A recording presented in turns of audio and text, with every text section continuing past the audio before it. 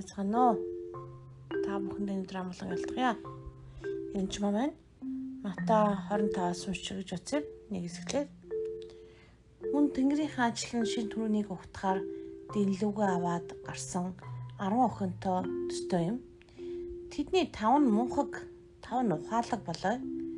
Мунхууд нь дэнлүүгээ авахдаа тосыг нь авсангүй. Харин ухаалгууд нь дэнлүүгээ тос хийсэн савны хамт авсан байлаа. Хүрхэн ирэхгүй утсан тул тэд бүгд үүрэглэж унтаж эхлэв. Гэтэл шүн дөлөөр хашгиртун гарч харавч хүрхэн байна. Түүнийг ухтаж авцгаая гэлээ. Нөгөө охид бүгдээрээ босож дэнлүүгээ бэлдэв. Мунхууд нь ухаалаг охидод бидэнд тосноос өгөөч, бидний дэнлүү бүх нь гэсэн ухаалгууд нь бидэнд ч та нарт ч огт хүрэлцэхгүй. Оронд нь худалдаач руу очиж тос худалдаж аав гэжээ. Тэднийг худалдаа ихээр явсан хооронд хүргэн ирээд бэлэн болсон хүмүүс хүргний хамт хорвийн дайрт оров. Тэгээд хаалгаа хаажээ. Дараа нь бусад охид нь ирж эзэн минь ээ бидэнд донгоолгож өгөөч гэхэд харин тэр хариуд нь үнээр би та нарт хэлье. Би та нарыг танихгүй гэв. Ийм та нар соргог бай. Учир нь та нар өдрийгч цагийч мэдэхгүй гэж хэлж байгаа. Энэ үлгэрийн тухай бүгд Иесусийн дахин ирэлтийн тухай ярьж байна гэдгийг бүгд мэддэг л дээ. Энд байгаа хүмүүсийн 10 хүн байлаа гэхэд 5 нь ухаантай 5 нь мунхаг гэж бүгдэнд нь дэнлүү өгсөн баг харж гинөө. Бид бүгдээрээ гэрлүүлээ. Харин тос байхгүй бол дэнлүү асдаггүй. Унтарч орхидог. 5 нь ухаантай буюу тостой 5 нь тосгүй байгаа тухай ярьж байна. Дэнлүү бүгдэнд нь өгөгдсөн байна л да. Харин тос нь өгөгдөөгүй байх нь. Тосоо яасан бэ? Бид нарт аль альнд нь хүрэлцгээ бочноо. Чи явж худалдаашаас худалдаж ав гэсэн байна. Худалдаж авдаг байхны тосыг тэгээд тос худалдаж авах гээд явцсан хойгуур нь үнэхээр хүргэн ирээд тэгээд ороод хаалгаачиж байгаа. Тэгэхээр та нарыг хэн ч өдрийн цагийн ч мэдэхгүй гэж байгаа. Үнэхээр бид Иесусыг эзэрхий мэдэхгүй, харин бид нар хизээж ирсэн бэлэн байх тухай энд ярьж байгаа юм. Та тостой байх тухай ярьж байгаа.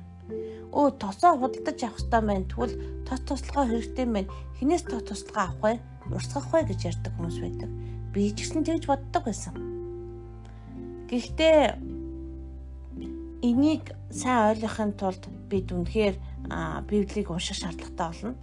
Тослогоог энэ мантал буюу энийг тослогоог яаж урсгаж авд юм бэ гэхээр сайн харах юм бол Илиша хоёрын жишээ бол үнэхээр мундаг байгаа. Илияг дагаж явж байгаа тухай гардаг. Тэгэхээр хаадын дээд 19-21 уншия. Илия мундаг иш үзүүлэгч байсан. Изебалийн олон гар хөлүүдийг алж хайчаад 40 олон хуурамч хэцүүлэгчийг үнэхээр алуусынхаа дараа Изебел зүхтаад явж исэн маа хатаагууд бурхантай чи юугээ явж байна? Таашаа явахдаа хаадуудыг тамил гэдгснээ өөрийнхөө оронд баш шинэ иш үзүүлэгч тамил гэж хэлсэн баг. Ингээд тэр хин тамилах нь хүртэл зааж өгсөн баг. Тэгээд тэрээр Илияг дахаа болж хос хүрэг авч дахил болгон буулгыг авч идэн тулж үхрийн махыг чанаад хүмүүст өгсөн тэд эцэцгээв. Түүний дараа тэрээр босч Илияг даган явж Илия дүүлчлвэ гэж. Нууцны өрдөөсөө тань дагаж яваад Илия дүүлчилж байгаа. Тэгээд сүлд нь цаашаа бэлгүүдийг унших юм бол хүн хөтөл нь үлчсэн байдаг. Энэ хүнийг дагаж яваад тэгээд үлчлээд дээшээ бүр өргөдөөд тэнгэр рүү өргөдөхөд нь тос тослого нь 2 дахин илүү авсан байдаг. Тэгээд тэр олон иш зүйлэгч нар бас тэрийг харж ирсэн байгаа. Одоо эзэн чинь өндөр явна шүү өдөр гэж хэлж байгаа. Тэгэхээр бид нар үйлчлэх үед тос тослогоо урсдаг. Тэгээд түүний нүмергийг уртал авсан байдаг. Тэгэхээр мэдээж бид нэр ариунсус буусан олон үйл ажиллагаа явагдаж байгаа ч юм уу эдгэрчлэлтийн үйлчлэгээ явж байгаа газар очиж болох болно. Тэнд сүнсээр дүүрэн сайхан болох болдог. Тэгтээ тэнд үйлчилж байгаа утас камер барин гүйж байгаа тэр залуучууд тэр тухайн хүнтэй ойрхон байгаа тэр хүмүүс тэр тослогоог авдаг. Ердөөсөө л тэр хамт үйлчилж байгаа, хамт тусалж байгаа тэр хүмүүс шавнарна. Та тухайн хүн дээр та шавн болж чадахгүй бол Магадгүй бэлэг авьяас урсах тохиолдол бол байж болно. Нарийн ус байгаа газар тэгтээ тослогоо худалдаж авдагдгийг юусоо мартаж болохгүй. Чамаас хөдөлмөр гарч ээж, чамаас үүрэг хариуцлага гарч ээж урсдаг баг. Тэгэхээр миний подкастыг тавьдаг залуу байна. Зүгээр нэг хичээлийн минь зарыг тавьдаг залуучууд байна. Бид тэрийг урамшуулдаг баг. Өнгөрсөн жилийн хугацаанд бүгдээр маш сайн өссөн шүү. Аль аль нийш үзүүлгийн бэлэг авьяас өндөртөө, нэг нийш үзүүлгийн бэлэг авьяас байхгүйсэн. Нийш үзүүлгийн бэлэг авьяастай болсон, үзэгдэл сайн таалдаг болсон, харилттай болсон. Итгэж булаад зөвхөн 1 жил, 2 жил болж байгаа залуу.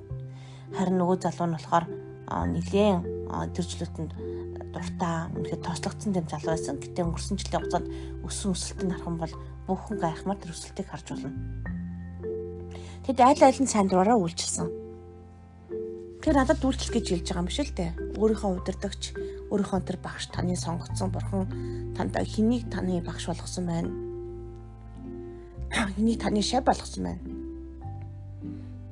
Тэрийг юусаа мартаж болохгүй. Тэгэхээр би бэтэд үйлчилсэн. Би бэтэдтэй хамт байсан. Өөхөгт нь хүртэл хамт очсон. Үнэхээр жимний газар надаас битээ холдороо гэх юм би байсан. Амархан биш. Би 12 жил үйлчилсэн. Яг өөрийнх нь үйлчлэлийг дуурайгаад ямар ч үн төлбөргүй. Юурээсээ амархан биш шүү. Тэгтээ маш үнцэнтэй зүйл. Ягаад гэвэл би эзэн бэлэн байх бэлтгэгдсэн гэсэн үг. Цаг хугацаанаас бити одоо тийм их цаг орох юм байна яана инэ гэж бодвол ягаад гэвэл үйлчилж байлж л хүн үйлчилж сурдаг байгаа. Тэгэхээр үйлчилж сурах явдал маш чухал шүү. Үнцэнтэй олддог тоосонд бити харамлаарай.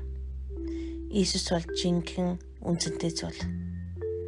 Тэгээд Иесус рүү ойртох тусмаа хамтгээр эзний ямар гайхамшигтайг мэдэх болно. Тэгээд бас туслага авахаасаа бити гайхаараа баг шавтай байх явдал бурхан өөрөө танаас нь сонгосон зүйл.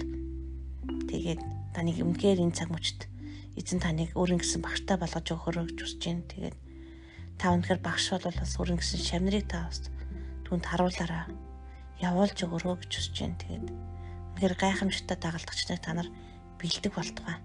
Иесус Христийн нэрээр.